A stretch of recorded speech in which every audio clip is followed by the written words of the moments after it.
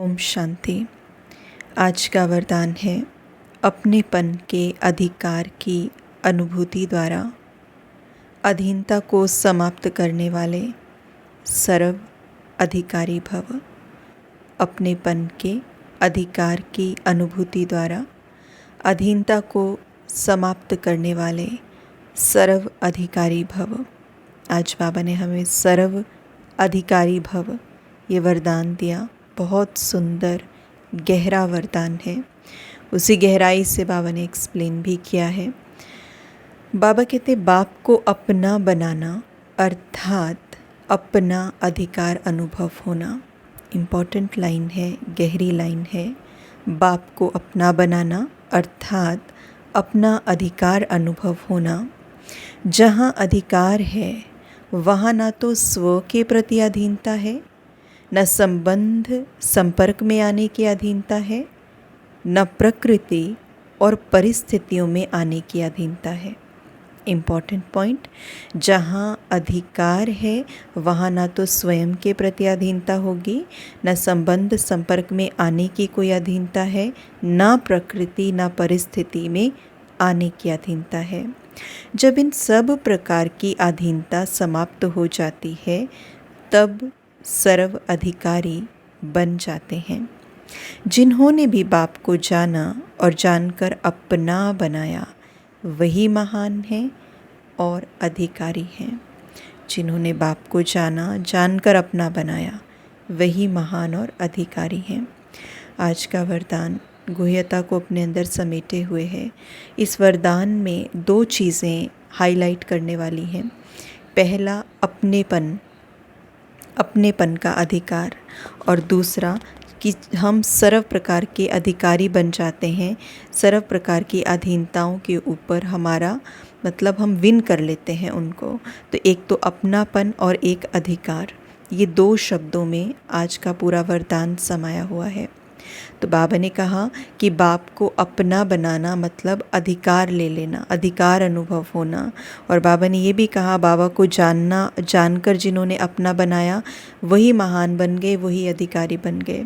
तो बाप को मैंने अपना बना लिया तो मैं अधिकारी कैसे बन गया। और बाबा ने कहा अधिकारी की डेफिनेशन क्या है, ना वो स्वयं के संस्कारों के अधीन है, ना वो किसी दूसरे व्यक्ति के संस्कारों के अधीन है, ना वो प्रकृति के अधीन है, ना ही वो परिस्थितियों के अधीन है। मतलब उसमें गुलामी नहीं होगी। गुलामी मतलब किसी भी चीज़ का इम्पैक्ट उसके बिहेवियर पे नहीं आएगा, तो वो अधिकारी है। लेकिन अधिकारी की फाउंडेशन बाबा ने बताई कि उसने बाप को जाना होगा और उसने बाप को अपना बनाया होगा। अपनापन जो है वो अंडरलाइन है।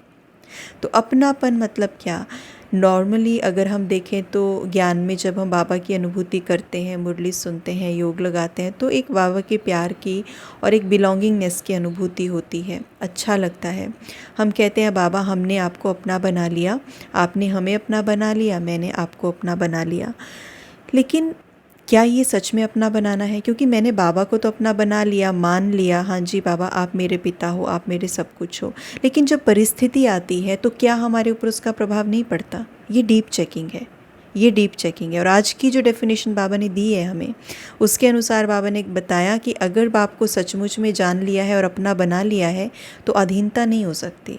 लेकिन हम ये जानते हैं और ये महसूस भी करते हैं कि बाबा को हमने जाना है, उसको प्यार से अपनाया भी है, लेकिन अपनाने के बाद भी हम अपनी कमज़ोरियों के भी अधीन हो जाते हैं और हम परिस्थितियों के भी अधीन हो जाते हैं समटाइम्स, और समटाइम्स हम दूसरों के बिहेवियर के अधीन भी हो जाते हैं।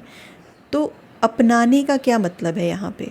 क्योंकि हमें तो लगता है हमने बाबा को एक्सेप्ट किया है, लेकिन आज की डेफिनेशन कुछ और बोल रही है।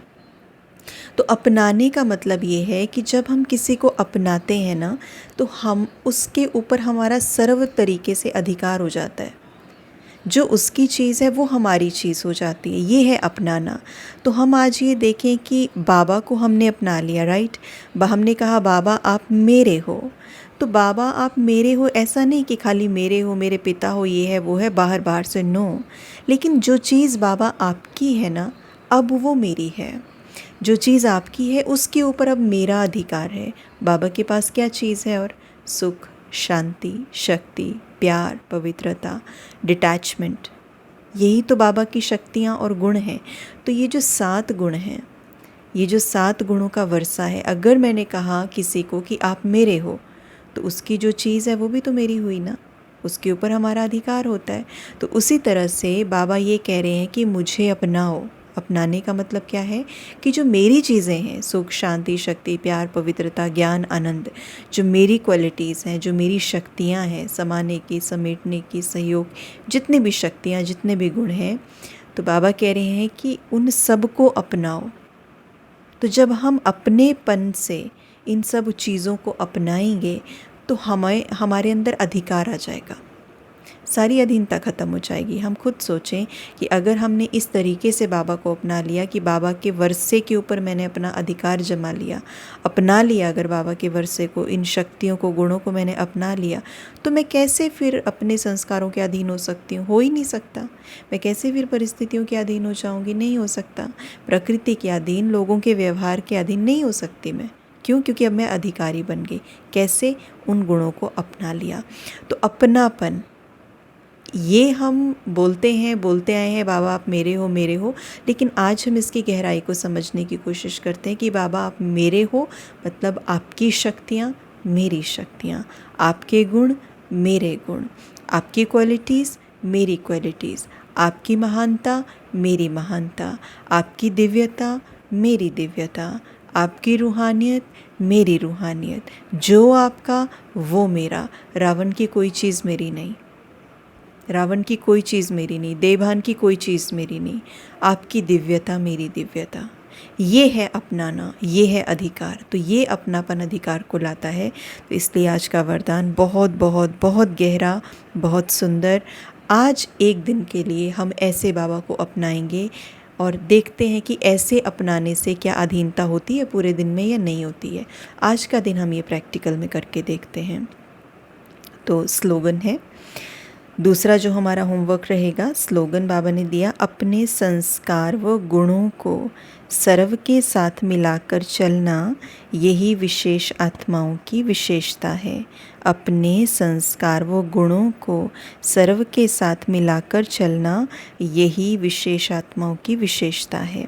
तो हम सब विशेष आत्माएं हैं, स्पेशल सोल्स हैं, इसलिए हमें ये समझदारी को इनकलकेट करना है, अपने अंदर लेके आना है कि हमें अपने संस्कारों और गुणों को सबके साथ मिला के चलना है। क्योंकि हम जानते हैं कि हर किसी आत्मा का स्वभाव संस्कार कैसा है। ज्ञान में आने के बाद ये थर्ड आई ऐसे ओपन हो जाती है कि हमें समझ में आ जाता है कौन कहाँ से कैसे बोल रहा है। तो वी बिकम अवेयर उनकी साइकोलॉजी को लेके। तो इसीलिए बाबा ने कहा कि अपने संस्कारों और गुणों को बैलेंस करके उनके साथ मिलाकर चलो।